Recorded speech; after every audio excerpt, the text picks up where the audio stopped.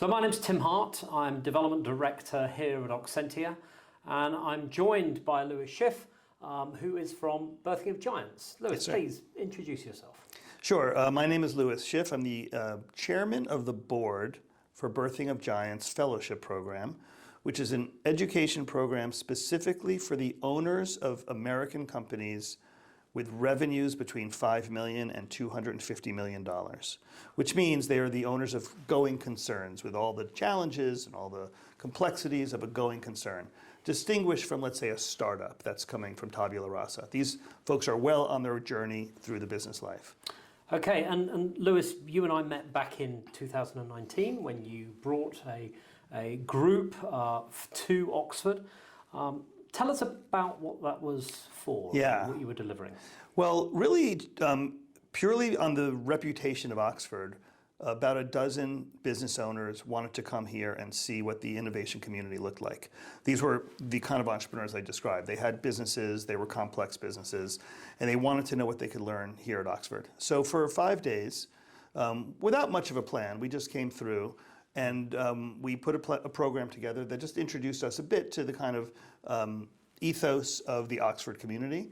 And you were one of our guest speakers, and we had a chance to meet you. And I remember very clearly, while we were realizing that there's a bigger opportunity to bring our business owners here to the Oxford community, you made a point which was, wouldn't it be great to regularly introduce our style of an American entrepreneur, this aggressive, already successful, probably wealthy individual who's got a business that probably has needs that could be solved through innovation, with your community here, and that we could organize it better, and that we could make it a really orchestrated program where our folks with capacity and access and capital could meet your folks with ideas and traction.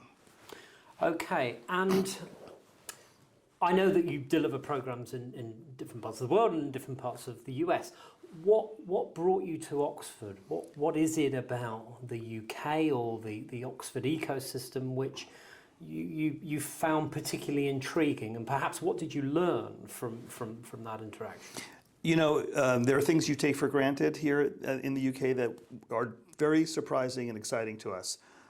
This is a 1,000-year-old plus part of the world, and for us, that kind of thing doesn't exist in America. 200 years is very, very old for us.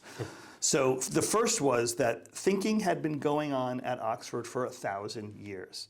And every one of the business owners I brought, as we talked about it over a pint, said, I can feel it. I can feel the thought that happened 200 years ago, 1,000 years ago, a J.R.R. Tolkien, a C.S. Lewis, an Edmund Halley. We could feel it. And that was the first thing. And the second was, thanks to you and some other folks we met here, we heard about things that were happening right now, innovations that were happening right now. This is pre-pandemic. We were getting to know each other. But there were things that you were telling us about at a technological level happening right now that had to do with robotics and hardware and software and life sciences and chemistry, that the dozen folks I brought said, wow, there's a lot of applicability here. We could apply this to our current challenges and our current opportunities. And we just couldn't stop talking about it while we were here and then after we left. And I remember you and I followed up after that, and we started sharing some ideas about perhaps these two different groups of entrepreneurs at different stages of their journeys, at different scales of their businesses, with perhaps even different visions or different perspectives. So tell us about what you were thinking and what your idea was. Right. So in what you might describe as a fever dream, 2 words popped into my head: moneymakers and moonshots. And what I realized are that the folks that my community of business owners, my entrepreneur,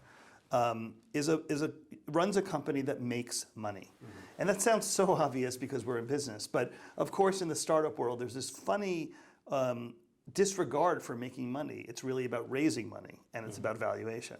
So my folks, all they think about is making money, and all they think about is profit. The folks in my business community are almost always self-funded. Mm-hmm. They almost always own much or all of their company. And so, of course, the profit at the end of the year is the treasure that they've created. So my money makers, they need to work with and be in contact with your moonshots. And really the way we ended up formulating it was, there are folks in my world where their companies are valued more traditionally, meaning if you said, what is your company worth? You'd say, well, it's worth a multiplier of your profit. But in the moonshot world, very often it's a multiplier of the revenue. And that's a very simple concept to get lost in, but it could mean the difference of my company being worth $25 million and your company being worth $250 million. And you and I work just as hard, we work just as long, but somehow your company is worth 10 times more.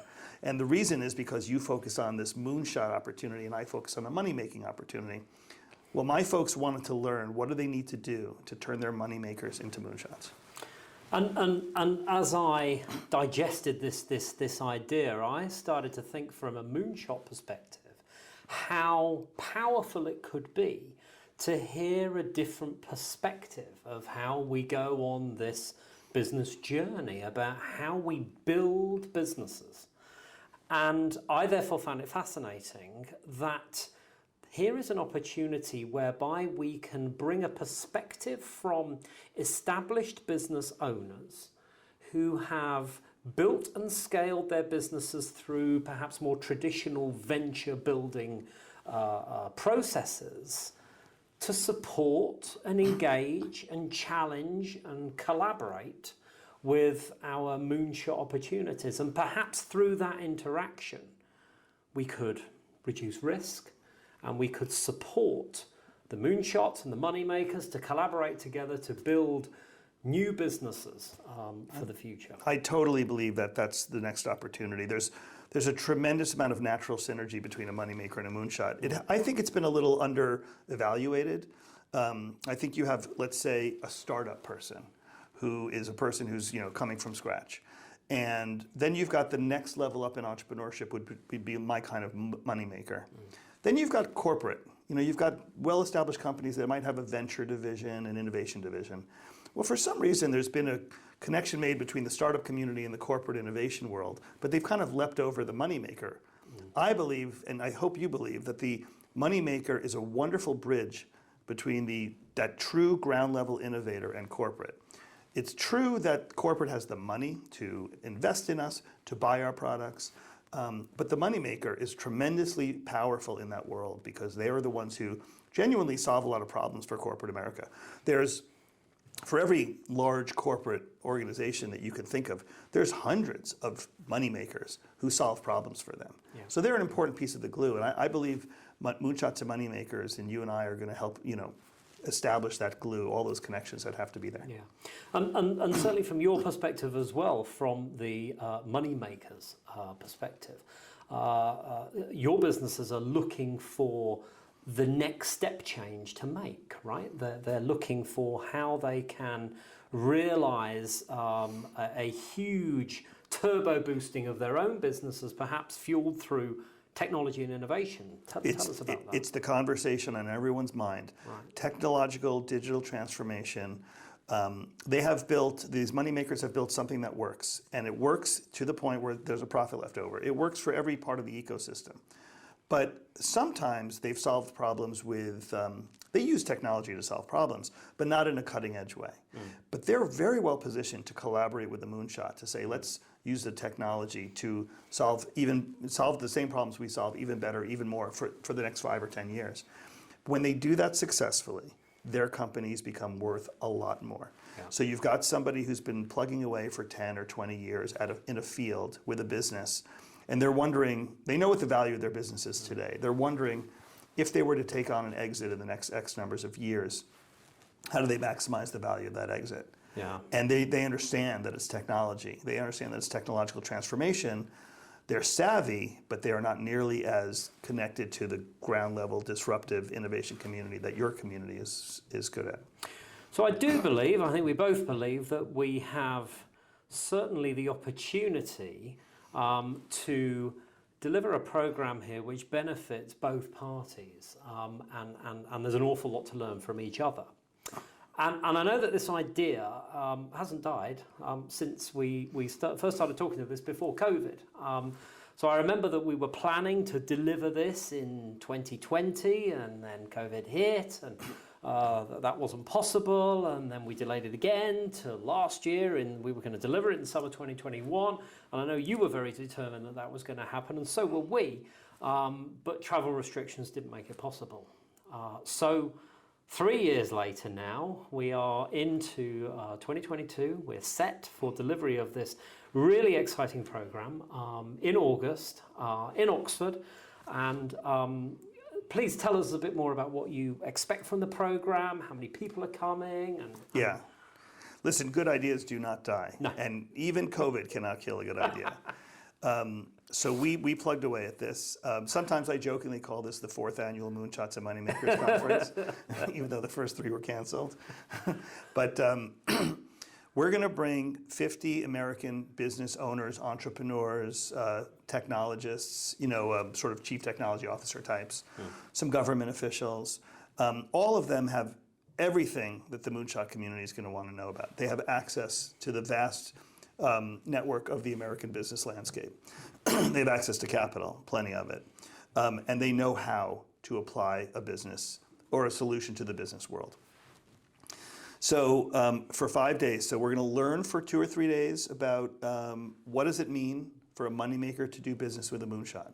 We're going back to business school. How does a moneymaker do business with a moonshot? What is the role in the ecosystem of a moneymaker in the innovation ecosystem? Then for the last 2 days of this 5-day program that's taking place right here, at Oxford University and some other places we'll be visiting, we are going to spend time with your moonshots. And we're going to, after having shown my moneymakers how they do business with moonshots, we're going to unleash a dozen great ideas on them. And they are going to be hungry for those ideas. And then for the last 2 days or so of the program, the moonshots present their ideas. Then there's plenty of time for these folks to just work with each other, talk with each other, brainstorm with each other on the hallowed ground of Oxford University, where some of the biggest ideas ever have come from. And then at the end of 5 days, we think magic's going to happen. Well, I'm sure you're right. We're very excited about being able to work with you on this project. And we look forward to living this experience in Oxford in August, and I'm sure it'll be one of many in years to come. Lewis, thanks very much. Thanks, Tim.